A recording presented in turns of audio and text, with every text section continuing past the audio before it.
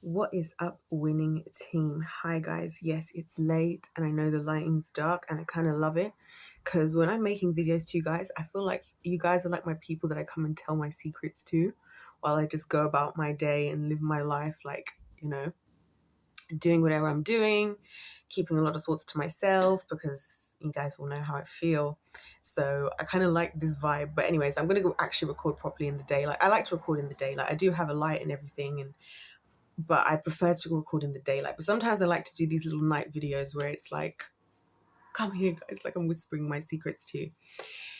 Anyway, so I just finished watching the most recent episodes of the BBC Traitors, which you guys know I applied for the show and I went through the interviews, etc., whatever.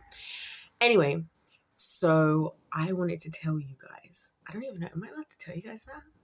Well, anyways, I had a thought after the fact, right? Because I was talking, we were talking about the show, right? And the topic came up of like, how I was saying how I think it would be sick if they did. This is going somewhere, guys, because if you hadn't noticed, I've had a whole change of energy, and it's all been a result of the fact that since on the weekend, right? Basically, it's Monday now. On the weekend, I decided I was just I didn't do it on purpose, but it just so happened that I basically haven't slept in like 36 hours or whatever, but I feel amazing. All I've been doing is watching people playing these kinds of games, right? And playing games myself for like 36 hours I did, excluding the time obviously I had to work. And that's all I've been doing. Like, whilst I'm watching games, I'm playing games, and I've just been in the game, like, and it's just honestly helped me this is what I do when I need to like strategize.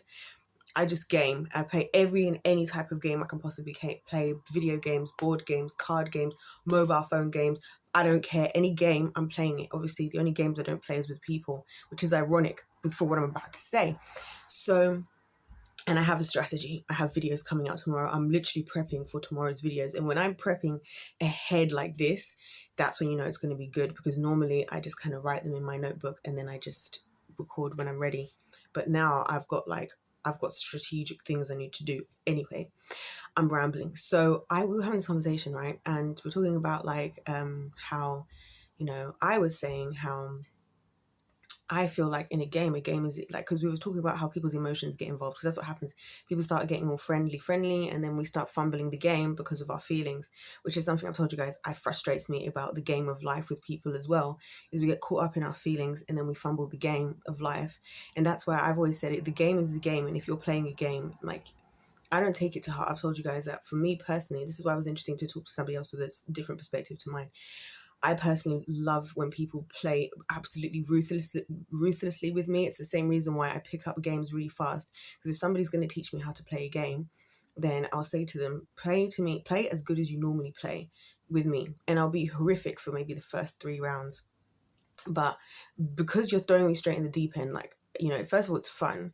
Second of all, I learn a lot more that way. But that's my personal take. Obviously, other people don't necessarily prefer that option, and everybody's option is fair, if that makes sense. But I just hadn't really thought about how other people look at it, which is why I wanted to make this video, because it actually just made me just think right now, and I had to talk about it right now while it was still just in my mind, that I'd never really thought about it from the side of the other side, where people do really care, even in a game, about everybody's feelings and stuff like that, and like building bonds and things. I think part of a lot of my problems is I don't have any good, strong bonds with anyone. That's the problem. So for me, it's like, I don't understand, but then also, even having said that, anytime I've had any strong relationships, it's always been with people that I felt like if we went head to head in a game, like I even had that with you guys. When I met up with some of you guys in London, we went to a gaming cafe, we played ruthlessly, and it was literally the best freaking gaming experience I've had in my life, playing with anybody else. That's when I was like, this is so freaking cool, and this channel's so freaking amazing, because we were playing ruthlessly and it made it so much better. And I was like, this is my people, these people, they get it. But anyway, so I had not thought about that, and how in gaming situations, this is what I wanted to say. In gaming what I stuck out to me is that how it's interesting to me that in gaming situations, as a society, we will be more inclined, like if it's a group setting, like say on like a Traitors. This is why I decided I want to go on the show, because I realized it's all going to be about everybody's feelings. It's all going to be about the Jury of the Sheeple, and I ain't got time for that. So that's why I was suggesting, I was like, if they ever have a savage season, like a Traitors Savage edition, I will camp outside the BBC to get onto the show. I will camp outside the offices in London to get onto the show. But like I was saying that, but the thought that came to me afterwards was that it's funny how, as humans, right? And this is what, obviously we couldn't have gone on with this conversation forever, but this is, I wanted to unpack it further with you guys. I was thinking, it's funny how, as humans, right, when it comes to games, even like these types of games, which is my favorite kind of game, and it's because this is what I've been living through my life, you know, always have. Well, I didn't know that, so as soon as now I've realized that, now that's why I'm obsessing over it. This is why I've been watching.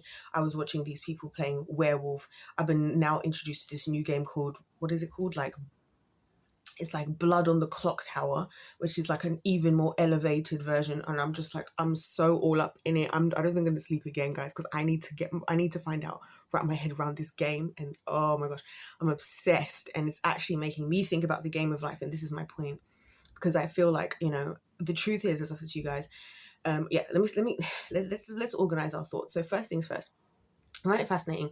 In a gaming scenario, you can bond with people, and even though you know that some of the people you're bonding with are against you, right, are like traitors, you will, just because you've built that bond, you'll kind of ignore the fact that you know that there are traitors there who are actually going to murder you. Obviously, this is all on a TV program. I find that fascinating because, again, it's giving Adam and Eve, like it's giving Adam got all up in his whatever he is. I'm not a man, so I don't know exactly what went down, but the fact of the matter is, whatever his experience was there with Eve, he then went off and went against his better judgment of what God had told him, right? That's why I'm saying everything for me goes back to Adam and Eve. And that's why, anyway. So I was thinking how it's so interesting how we as humans will naturally want to, in those scenarios, go against our better judgment for the sake of, you know, friendship, or not want to be as harsh, know it because of the sake of the bonds we're creating. And I was thinking that that's so funny because that's exactly how the devil actually works in the world. That's exactly how it works. This is how these fakes and phonies are getting away with stuff in the world. Like, this is all the stuff I'd be saying to you guys when I'm saying to you guys, like, the devil, the reason why I've started to obsess over these games is I've realized this is exactly what the game of life actually is. It's a game where you have imposters, and you have, you know, well, let's use the traitors terms. You've got traitors and you have faithful, right? You have traitors and you have faithful, and the faithful are trying to figure out who the traitors are, and the traitors are trying to kill the faithful, but the faithful don't realize, but are living amongst the traitors. It's like the scripture in the Bible, the weeds and the wheat scripture in Matthew that we've done many times, right? Where it says God allowed the weeds and the wheat to grow together, right?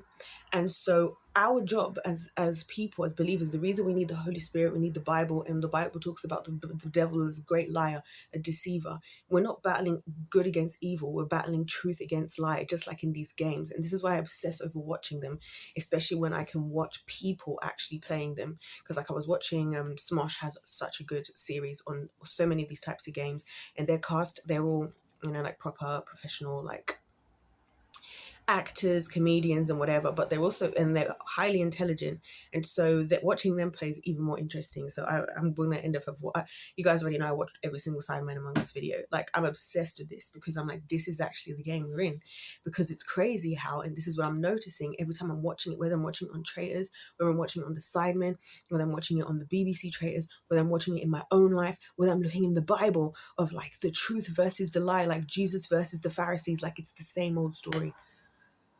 And it's so crazy because the way that the traitors always win, like, this is what I'm realizing. The way that the traitor wins is by getting you in your feelings. And I feel like that's why I've won in life at a lot of things. Hold on a second. So yeah, that's why I feel like the traitors win at a lot of things, because they're so convincing and they get people in their feelings.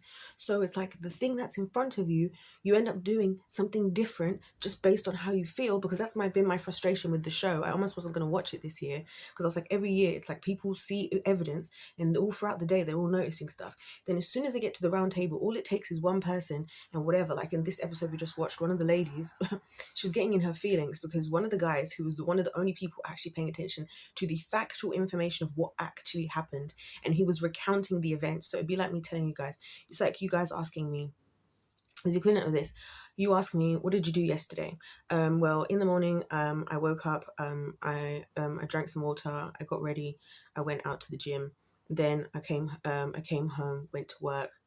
After work, I went to meet my friend, and we went for coffee at the library. I'm just making up a story.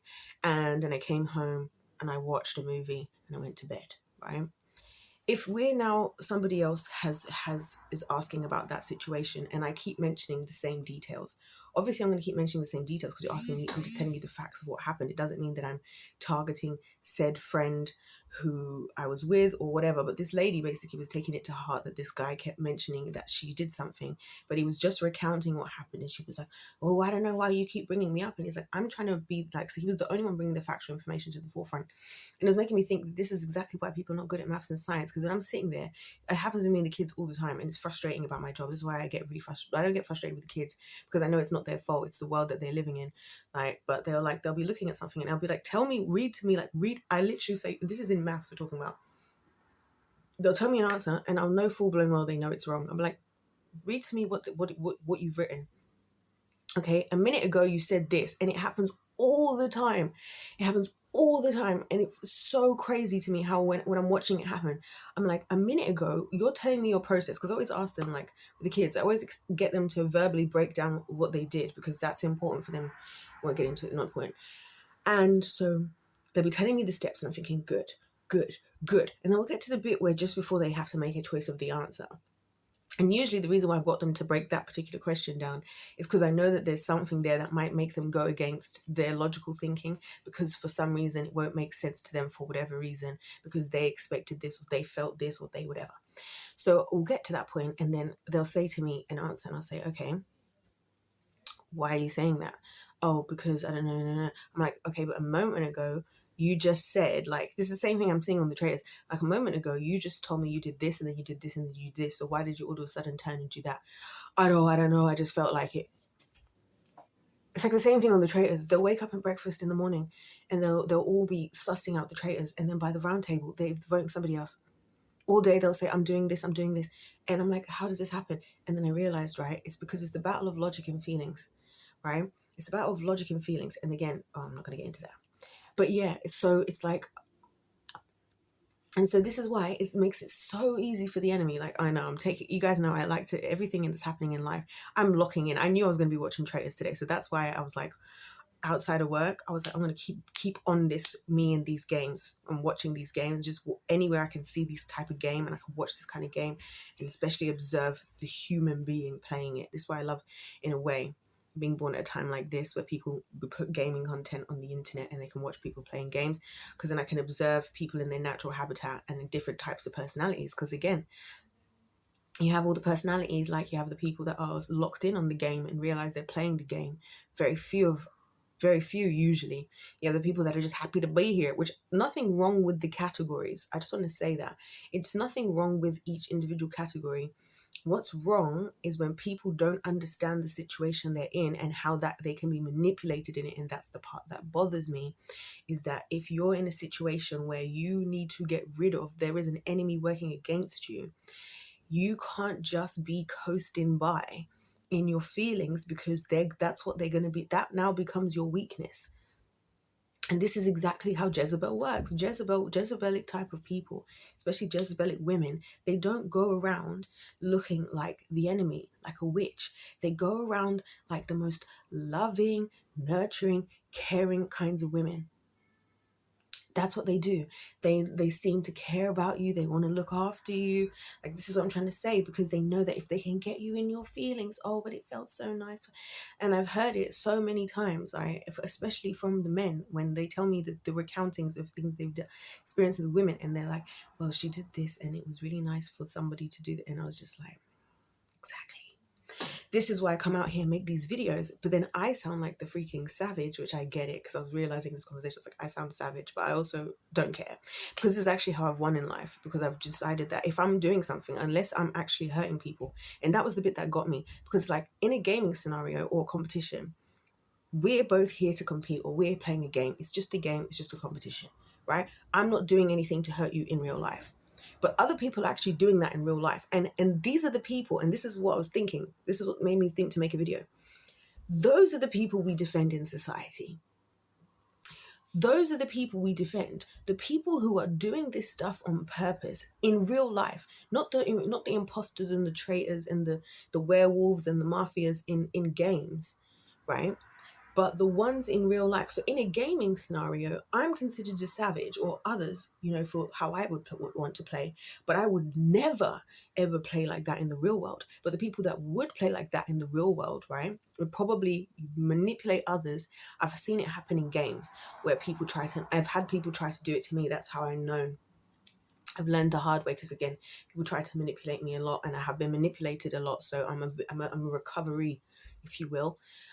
In a gaming or competition scenario, somebody would make you feel bad. And you even see it even in sports. Somebody be like, oh, as if somebody shouldn't have beaten somebody so badly, or they didn't have to, whatever. Or they'll be like, why are you showing off? I remember once upon a time somebody asked me why I was showing off because I was wearing I can't remember, was I wearing a medal I won or whatever. Or we were discussing the medals that we got, like, because we'd all been dispersed, and then we all came back together, and everyone was talking about like how medals, and like, you're just trying to show off. I'm like, how am I showing off? We were literally talking about how well everybody did. It's not my fault, actually it's that I got a trophy. It's not my fault that I got a medal, and it's in a competition. Like, I would never behave like that in real life. Like I was saying to you guys the other day, I can never understood these women who ever look at another woman as competition, because there ain't no woman competition for me. I could know what you can't even compete with me as far as I'm concerned. You're not competition. My only competition is the me of yesterday and the me of today. And tomorrow, the me of today, I need to progress from me of today to me of tomorrow. That's my competition. That's the only competition I'm ever going to have.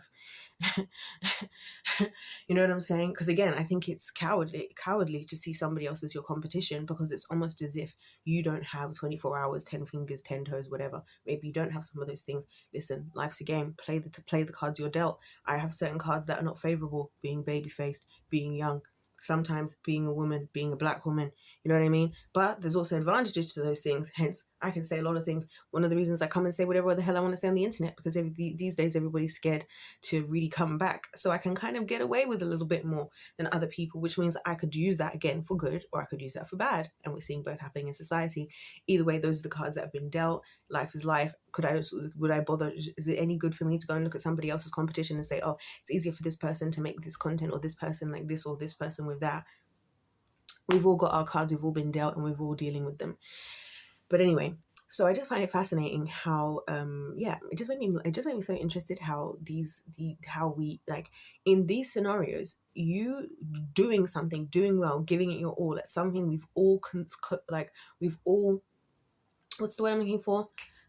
Oh, I guess it's because people don't really care about giving it to me very often. Consensually agreed to be a part of this, right?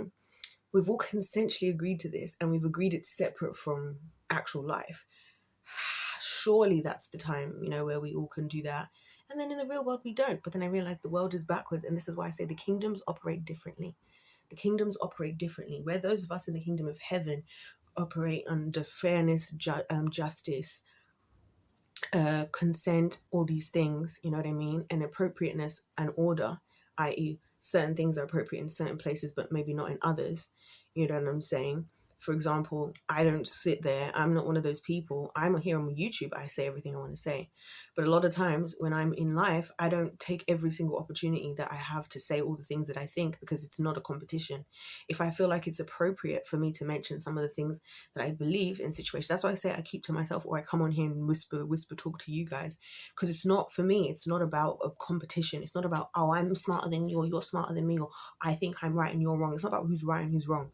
I'm just sharing my thoughts. And if anybody wants to, if I feel like it's appropriate to share them, I'll share them. And if I don't feel it's appropriate, I won't. It's not about winning or losing. And that's what I've said to you guys, even why I hate having conversations with people, because people oftentimes will be like, oh, you think you're right, or I think you're right, and I think I'm wrong. I'm like, I'm not thinking about who's right and who's wrong. I'm thinking about what's right and what's wrong. And sometimes what's right is for me to just shut up, even if I have something to say, or I feel like, whatever. Sometimes it's not appropriate. So it's about what's right, not who's right, But again, it's what I'm saying. If it was like in a gaming scenario, then it would be different. You know what I'm saying? Because it depends on the game. So anyway, So I'm realizing, you see, the kingdoms, they operate differently. In the kingdom of heaven, we're appropriate, you know what I mean, and orderly, and we understand that sometimes, like I'm saying, God literally says, or was it Jesus? I can't remember who it says in the New Testament, that, you know, that we were given the power, the authority of Christ to tread on snakes and scorpions.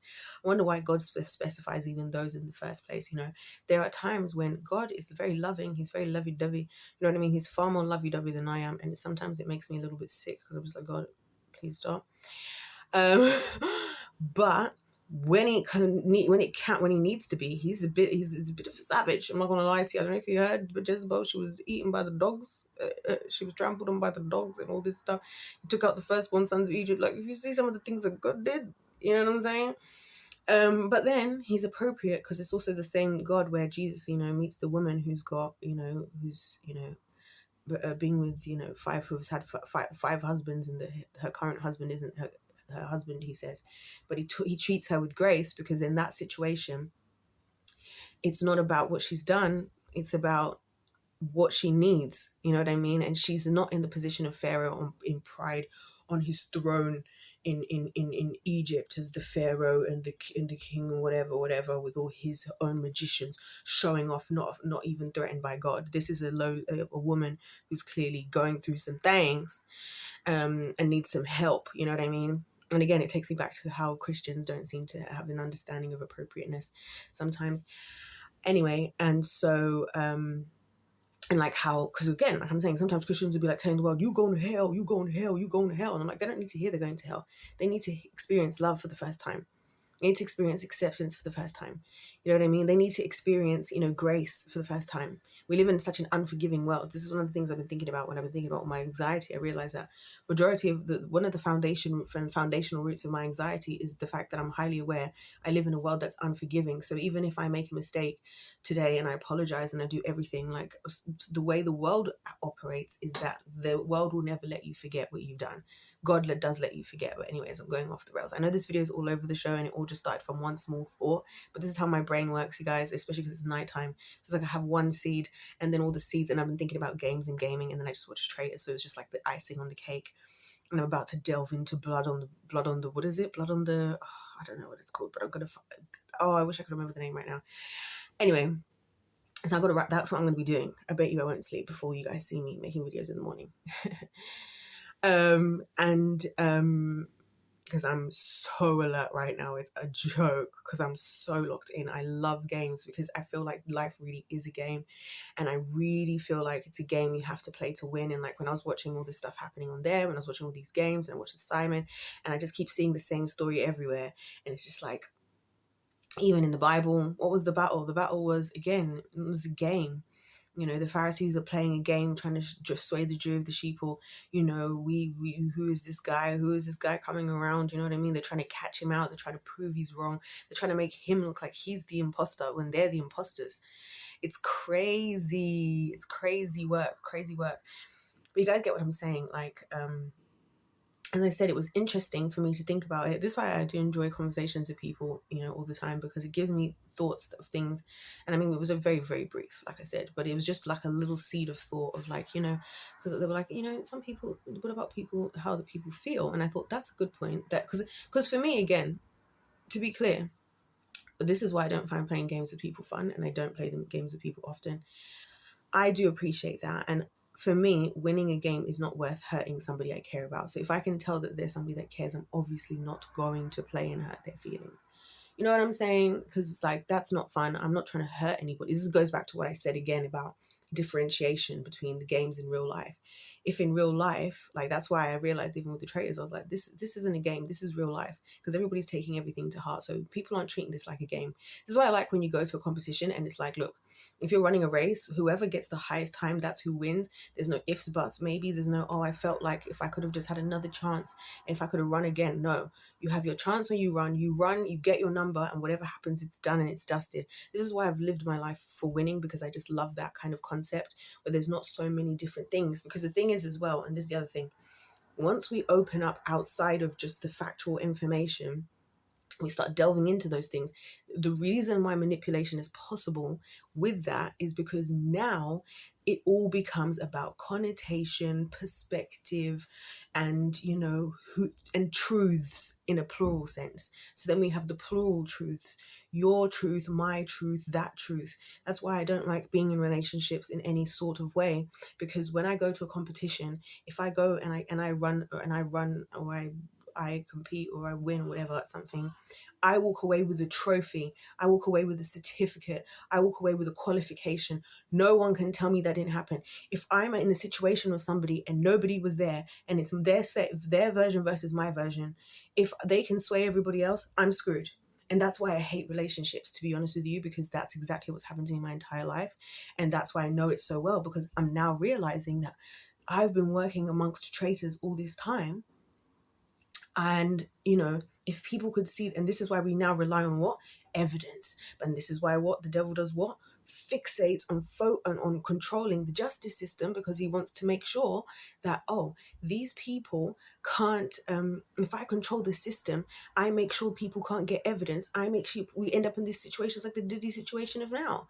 Control the evidence, because now people flip back to that, because when it's this person's story, that person's story, then we want to look at the receipts. But then some situations don't have receipts, like in relationships. But where we do have receipts? In games and in competitions and in certain things like that. And that's what I'm trying to say to you guys. You know what I'm saying? That's what I'm trying to say to you. And I almost feel like the Bible is God's book of receipts, of like, look, this is my Yelp reviews. You know what I mean? Of all these people. You know what I'm saying? And so it's like, this is why it's just crazy to me. Like, just I'm gonna delve deeper, guys. I can't wait for tomorrow's videos, because I'm gonna get up early, so I have time before work to record some videos, because all I've been thinking is gaming and games, because this is what we're up against. The Bible even says it. The enemy comes as an angel. The enemy comes disguised as an angel of light. He calls the devil a deceiver. He calls Satan a deceiver, a liar. Even the devil's lie was such a small slight of the truth, because when in the Hebrew of the whole lie that he said to Eve, when God said, "You shall surely die," the Hebraic word he was using was for like an eternal death, like you will die eternally. And the devil came along to Eve and he says, "You shall not die." He meant it as in his terminology was like a mortal death. You are not going to immediately die a mortal death right now. So that is a truth, but it's not a complete truth. And if it's not a complete truth, it's a lie. Because yes, you might not die today, but the fact is you will die. Do you see what I'm saying? Like, this is why I'm saying that it's so I'm so obsessed with just soaking my brain. And this is what I needed to rejuvenate myself after all of this stupid illness stuff, and to like get me feeling back like there's something worth actually fighting for and like doing. It's like remembering like that this really is a game, and this is what I'm up against. This is what we're all up against. You know what I'm saying? When it comes down to all this stuff, this is the thing that the devil is doing. It's the very slight, you know what I mean? Even if you think the Pharisees versus Jesus, you got the Pharisees, they're the same people. They believed in the same God. They quote the same scriptures. So now it's up to the jury of the damn sheeple to make a decision.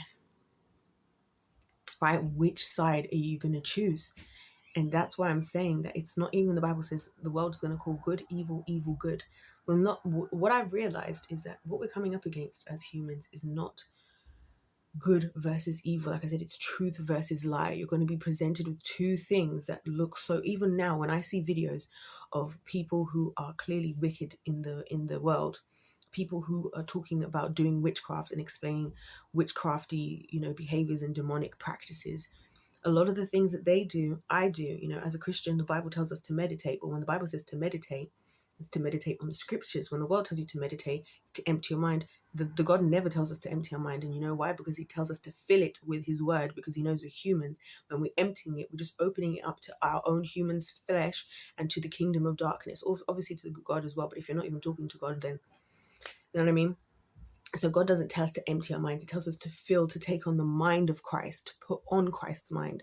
You know what I mean? The world tells you to follow your heart. The Bible tells us to take on God's heart.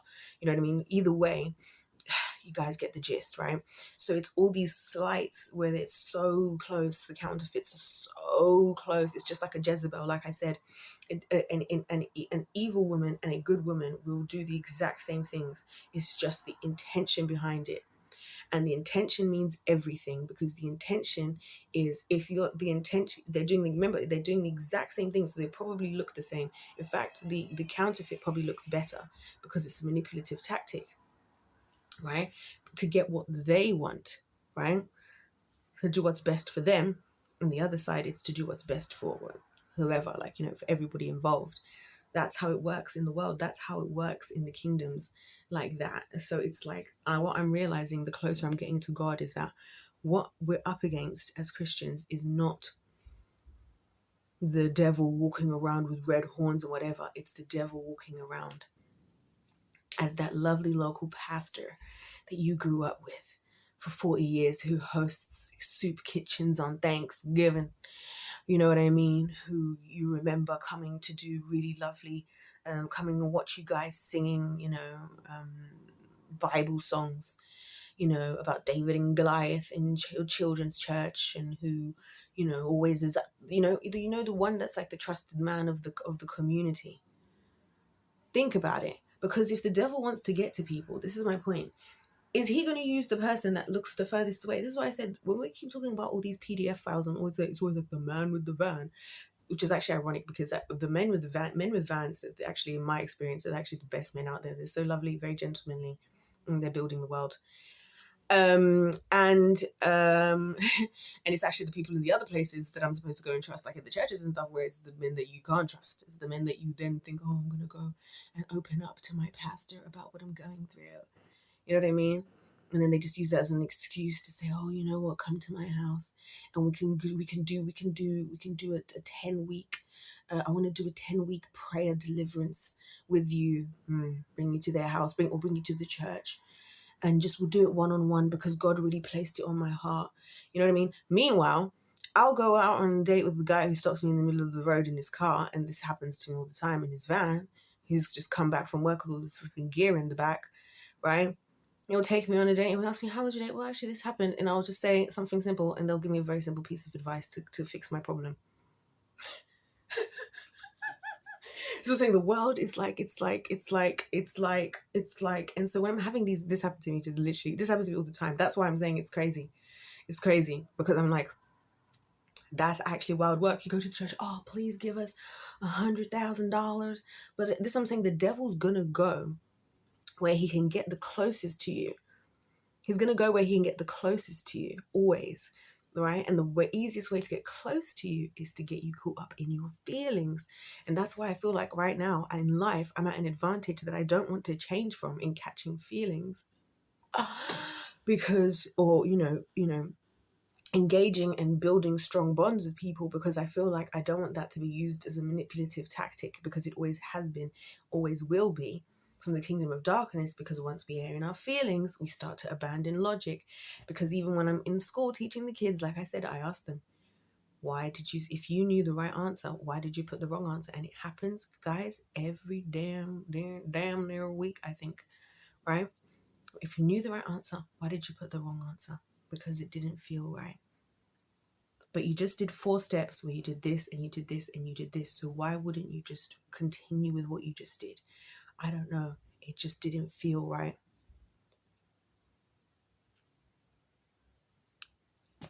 And so most of my job is actually teaching these children how to trust in their own logic.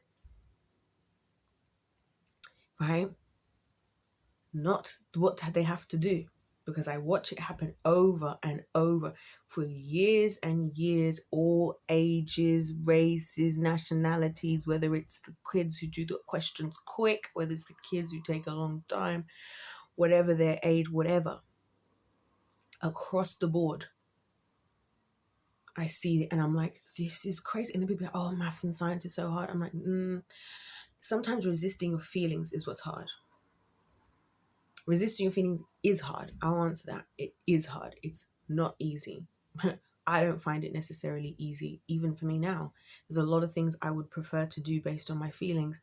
But like, and some of the things, like, I'll give you guys a perfect example to finish this off. There were certain plans that I had that were part of my winning season prior to me moving back to this town.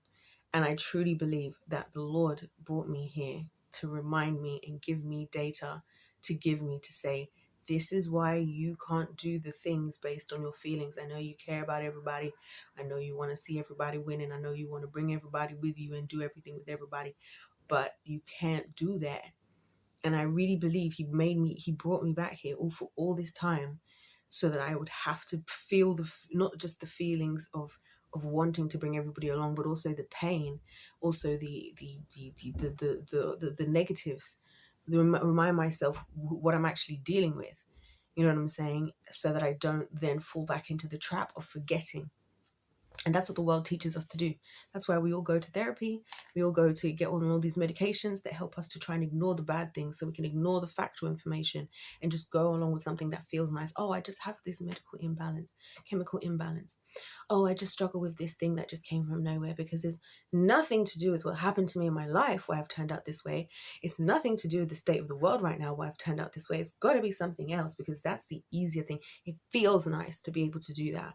It doesn't feel nice to face up to the truth. And that's what I've realized.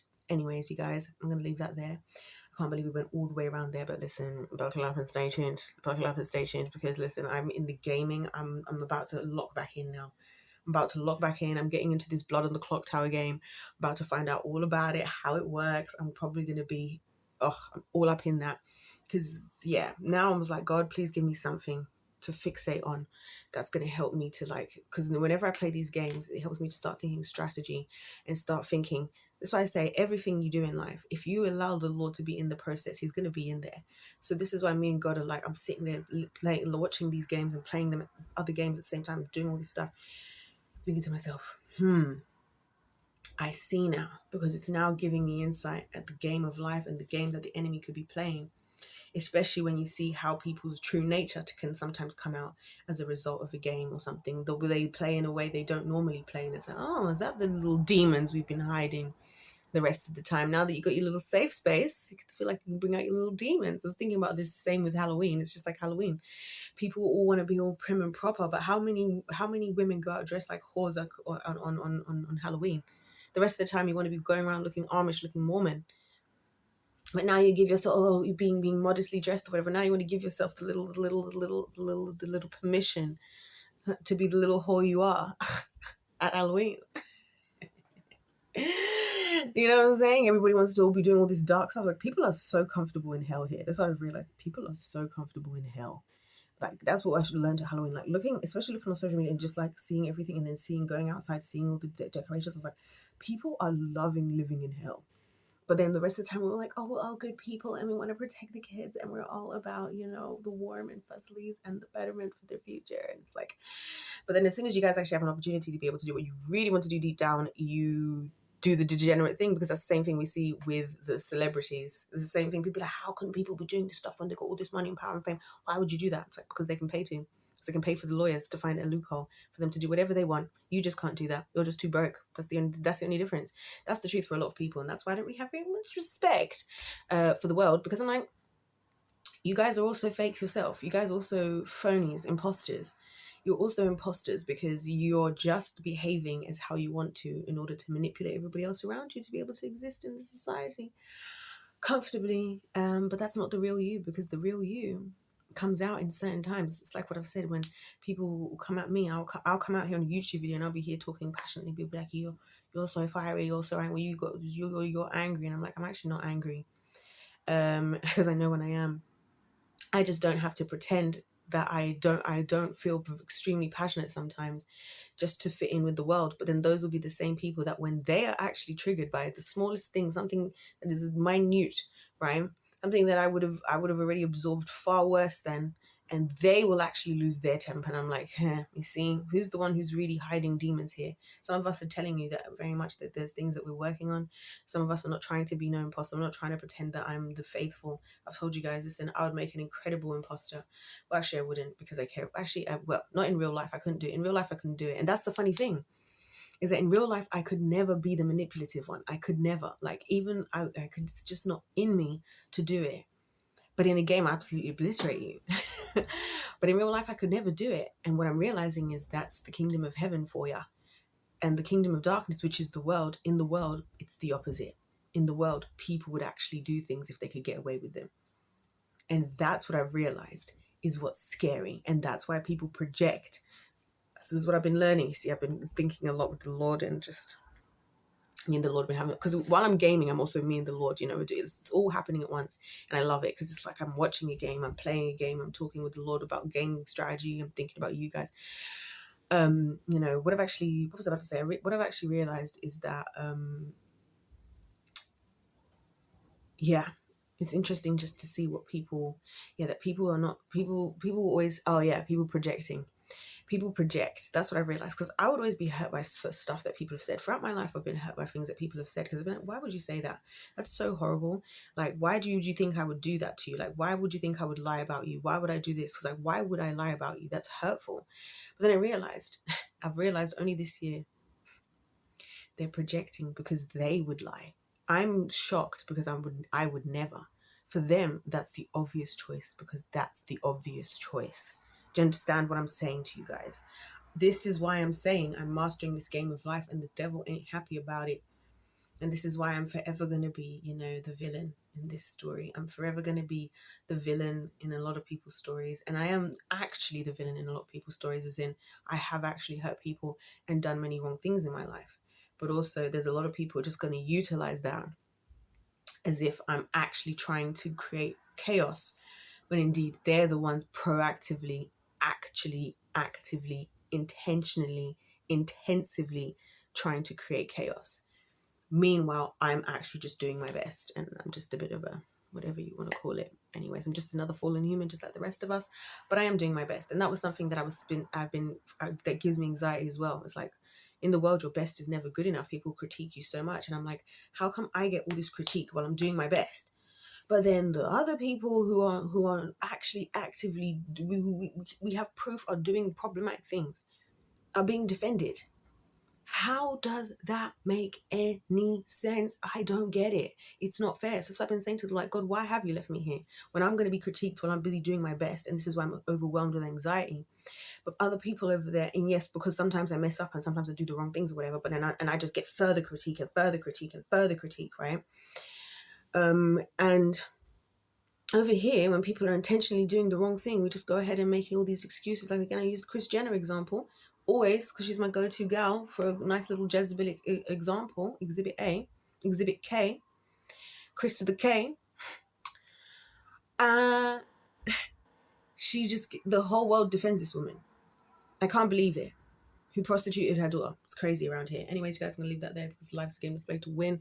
I got to get to this Blood on the Clock Tower game, because I was like, I've discovered it just before I was about to start watching Traitors, and I was like, once Traitors is over, I'm locking in.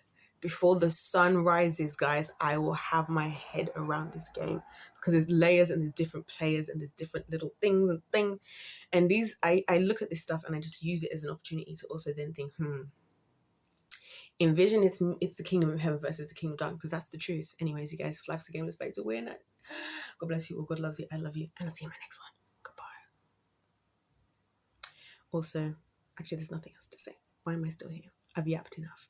I love you guys dearly, and I'm so grateful for you guys, because I know you guys get it, because you guys get it, because you guys have suffered the way I have. And so when I'm saying this stuff, the people at the winning team know, because when you've been in that situation, when you've been the lied upon, the betrayed, you know. Anyway, life's again is played to win. God bless you all. God loves you. I love you. And I'll see you in my next one.